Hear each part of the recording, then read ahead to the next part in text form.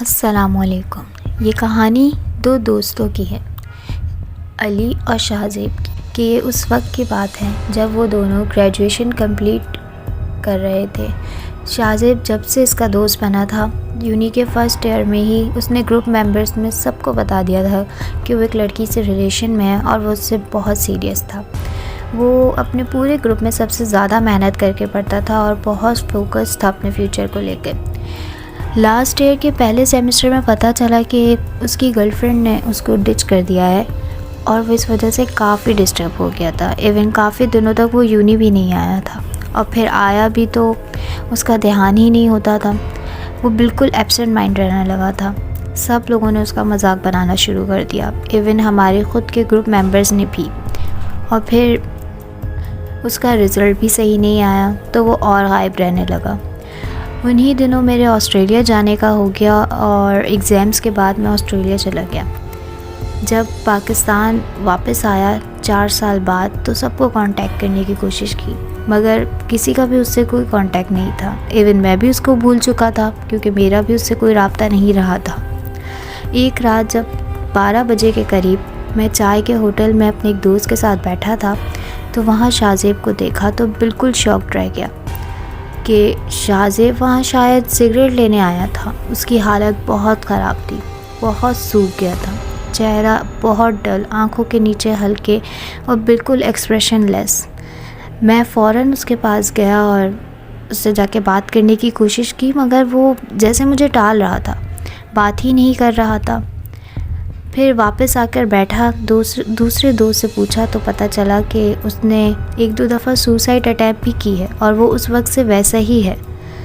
उसकी शायद डिग्री भी कंप्लीट नहीं हुई और उसने बताया कि उसका अपने घर वालों से भी झगड़ा ही रहता है क्योंकि उसके घर वाले कहते हैं कि घर को बस होटल समझा हुआ है, कोई कामकाज भी नहीं करता, ऐसी ज़िंदा लाश बनकर रह गया है और वो इसी वजह से ज़्यादातर घर से भी गायब रहता है और किसी से मिलता जुलता भी नहीं है। खैर घर आ गया, बहुत अफसोस हुआ। सबसे मिल रहा था, बहुत घूम रहा था, मगर ध्यान बार बार शाहज़ेब की तरफ ही जाता था। 2-3 दिन बाद अचानक इत्तेफाक से मैं अपने भाई के साथ उसी होटल पे बैठा था कि वो मुझे दोबारा दिखा। मैं उसके पास चला गया और पता नहीं क्यों मेरे दिल में क्या आया कि बस मैं ज़बरदस्ती उससे बातें करने लगा। फिर उसने कहा कि मुझे जाना है, मैं चलता हूँ। तो मैंने कहा कि ठीक है, मैं भी चलता हूँ, तुम जा रहे हो तो मैं भी चलता हूँ। तो उसने कहा नहीं, मैं तुम्हें नहीं ले जा सकता क्योंकि मैं वहाँ थोड़ा मुझे वक्त लग जाएगा और तुम फिर जल्दी आने की करोगे।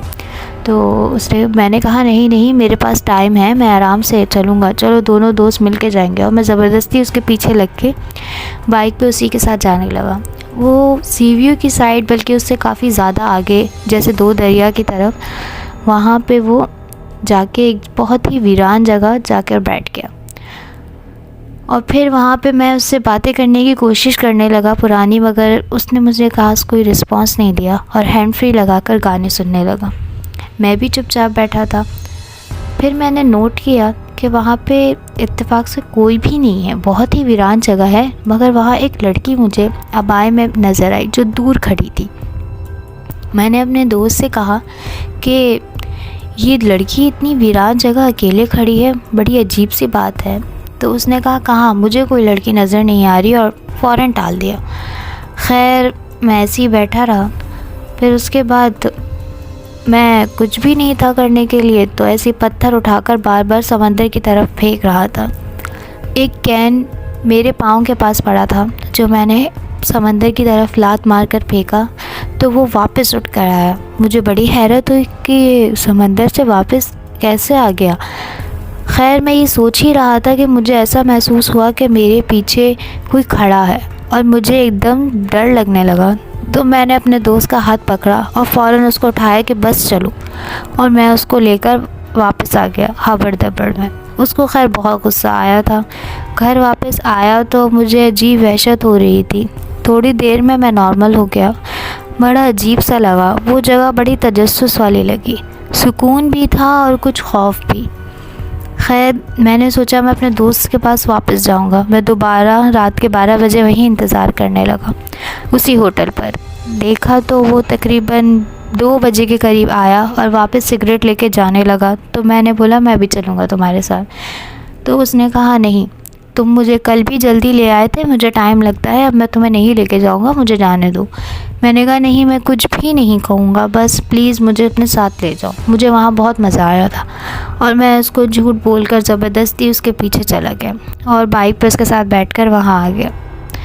वहाँ जाके बैठा तो उसने उस दिन तो मुझसे बिल्कुल भी बात नहीं की और फ़ौरन हैंड फ्री लगा कर बैठ गया। मैं बिला वजह उसके बराबर में बैठा रहा, सोचता रहा। मुझे दोबारा वही लड़की दूर खड़ी नज़र आई। फिर इत्तेफाक से थोड़ी देर बाद मुझे अपना जिस्म बिल्कुल फ्रीज़ महसूस हुआ, जैसे किसी ने मुझे जमा दिया हो। मैं मूव भी नहीं कर पा रहा था, इवन अपनी गर्दन भी नहीं घुमा पा रहा था। मुझे महसूस हुआ कि वो लड़की जैसे हमारे बराबर में ही आके बैठी है और मेरा दोस्त उससे कुछ बात कर रहा है हल्के हल्के, जो मुझे समझ नहीं आ रही। मुझे बहुत खौफ महसूस हुआ और मैं बड़ी हिम्मत कर अपने दोस्त का हाथ पकड़ा, उसको हिलाने की कोशिश की, मगर मेरा हाथ ही नहीं बढ़ रहा था। फिर उसके बाद मुझे आवाज़ आई कि मेरी जगह से हटो।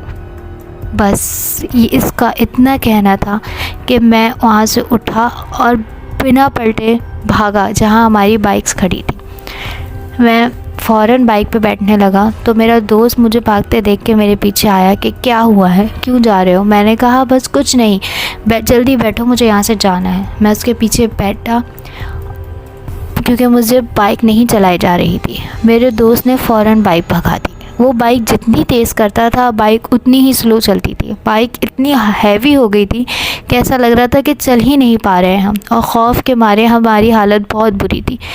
खैर, जैसे ही अब्दुल्ला शाह गाज़ी के मज़ार के पास से बाइक गुज़री तो महसूस हुआ कि कुछ हल्का हुआ है और बाइक फिर अपनी नॉर्मल स्पीड पे आई। हम दोनों की हालत बहुत ख़राब थी। मैं अपनी ज़बरदस्ती अपने दोस्त को अब्बू के पास लेकर गया, जबकि वो नहीं मान रहा था, और अब्बू को सारा मामला बता दिया। अब्बू मुझे वहीं करीब की किसी मस्जिद के मौलवी साहब के पास ले गए, उनको भी सारा मसला बताया। तो उन मौलवी साहब ने मेरे दोस्त शाहज़ेब से कहा कि सब कुछ सच सच बताओ कि क्या हुआ है, कुछ मत छुपाना, तुम्हारी ज़िंदगी का सवाल है। खैर, फिर उसने बताना शुरू किया कि जब से उस लड़की ने उसे छोड़ा था वो बहुत डिप्रेस्ड और परेशान था, बिल्कुल ही टूट गया था, उसका किसी चीज़ में दिल नहीं लगता था। खैर, घर वाले भी उसके इस बिहेवियर से काफ़ी परेशान थे और दोस्तों के पास जाता था तो वो भी मजाक बनाते थे। वो अपनी ज़िंदगी से बिल्कुल बेजार हो गया था, उसको किसी को फेस करने की हिम्मत ही नहीं बची थी। खैर, वो अकेले रहने लगा, अकेले ही घूमता था। उसका रिज़ल्ट भी ख़राब हो गया था तो उसने पढ़ाई से भी दिल हटा लिया, कुछ करने के काबिल नहीं बचा था। वो ऐसे ही बाहर अकेले वीरान जगहों पे घूमता रहता था। वो एक दफ़ा दो दरिया के नॉर्मल जहाँ होटल्स बने हैं वहीं जाके दीवार के पास बैठा था। उसने हैंड फ्री लगाए हुए थे। वो वहाँ पे कुछ वक्त गुजारना चाहता था, मगर एक बिल्ली आके उसको बार बार तंग कर रही थी। खैर, वो और वीरान जगह पे जाके बैठ गया, वही जगह जहाँ पे हम बैठते थे। तो उसके बाद उसको वहाँ महसूस हुआ कि वहाँ दूर एक लड़की खड़ी है अबाए में। खैर, वो इतना डिप्रेस था, वो किसी से बात ही नहीं करना चाहता था, तो उसने नोटिस नहीं लिया। कुछ दिनों बाद वो लड़की उसके बराबर में आके बैठने लगी, बकौल उसके कि उसकी कभी उस लड़की से बात नहीं हुई थी, मगर जब वो उसके पास आके बैठती थी तो उसका वहाँ से जाने का दिल नहीं करता था। वो घंटों वहाँ बैठता था और उसको बहुत सुकून महसूस होता था। बस उसने इतना ही बताया। मौलवी साहब ने कहा कि अच्छा हुआ तुम्हारी उससे कोई बातचीत या कमिटमेंट नहीं हुई, वरना ऐसी चीज़ें अक्सर पीछा नहीं छोड़ती और इनकी उम्रें भी बहुत बड़ी होती हैं।